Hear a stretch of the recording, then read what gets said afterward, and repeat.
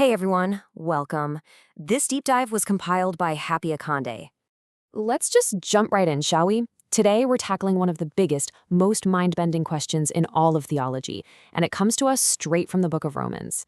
Seriously, it's a paradox that has had people scratching their heads for centuries, and it really gets to the core of our questions about God, fate, and our own choices. And there it is. That's the question. If God is truly sovereign, if his plan is unfolding exactly as it should, then how can we be held responsible when things go wrong? I mean, how on earth can both of those things be true at the exact same time? It feels impossible, but the Apostle Paul faces this challenge head on, and we're going to walk through his logic together. So, to get us started, Paul pulls out this really powerful, ancient metaphor that everyone in his day would have immediately understood: the potter and the clay. It's an image we're all familiar with, but trust me, the way Paul uses it here is going to give us a whole new perspective on this puzzle of purpose and free will. Okay, so this is the fundamental conflict. On one side, you have divine sovereignty, the idea that the potter, that's God, has absolute, total control over the clay. He can shape it however he wants. But on the other side, you have human accountability, the idea that the clay, that's us, is somehow responsible for its own makeup, its own texture. So, which is it? Just keep that question in your mind as we go. Now, this isn't just some abstract theological debate for Paul. He immediately brings it down to earth and applies this logic to a huge, world-changing event that was happening right then and there: the inclusion of non-Jews, the Gentiles, into God's family. This was a really big deal. And this verse from Romans just lays it all out. Paul is arguing that these vessels of mercy that the potter was making were never meant to be exclusively for the Jewish people. And get this, Paul's point is that this wasn't some plan B. It was baked into the design from the very beginning. To really get what Paul's saying, we've got to understand this one key idea. Theologians often use this Greek word, bouloma. It refers to God's ultimate, sovereign will. Think of it like the architect's final blueprint. It's the unshakable endgame that nothing and no one can derail. So you might be thinking, okay, but what about all the times people messed up? Well, Paul's argument is that even those moments, genuine acts of human rebellion, were actually used by God within that unshakable plan. When Israel rejected God as their king, or when they rejected his protection, those were real choices with real consequences. And yet, in this incredible, almost unbelievable twist, those very acts of resistance ended up swinging the door wide open for the rest of the world to come in. And this brings us to the next piece of this wild puzzle.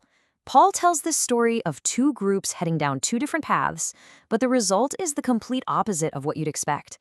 You have one group trying their absolute best to find righteousness, and another group that wasn't even looking for it, and they're the ones who find it.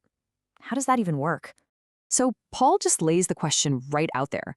Why? Why did Israel, the very people who were so committed to following the law of righteousness, ultimately miss the work? It just doesn't seem to make any sense. And here's the answer he gives. It wasn't about what they were seeking, but how they were seeking it. They were trying to achieve it all through their own effort, through works, instead of simply through faith. And because of that, they tripped. They stumbled over the very thing that was meant to be their foundation. And Paul makes it clear this wasn't just a one-time accident. It was a pattern. This quote from the book of Acts drives home the point that there was this long history of actively resisting God's leading. And that's where you see human accountability, plain and simple. It was a choice. But wait, this brings us right back to our paradox, and now it's even sharper, right? We've got clear human fault, the active choice to resist. But Paul also says that God himself is the one who put that stumbling stone there. So who's really in charge? The person who chooses to resist, or the one who placed the very stone they were going to trip over? And now we get to the big reveal. This is the idea that, for me, ties it all together. Paul's logic leads to this incredible concept. God is the master of the resistance. To help us wrap our minds around this, let's use a fantastic analogy: an engineer and a dam. Okay, stick with me on this. Step 1, someone builds a dam with one single intention: to stop the flow of a river. Step 2, it works. The dam successfully blocks the water. That's the resistance. Now here's where it gets interesting. Step 3, a master engineer knew this would happen. In fact, their entire sovereign plan depended on that dam being built, so they could divert the now blocked water somewhere else.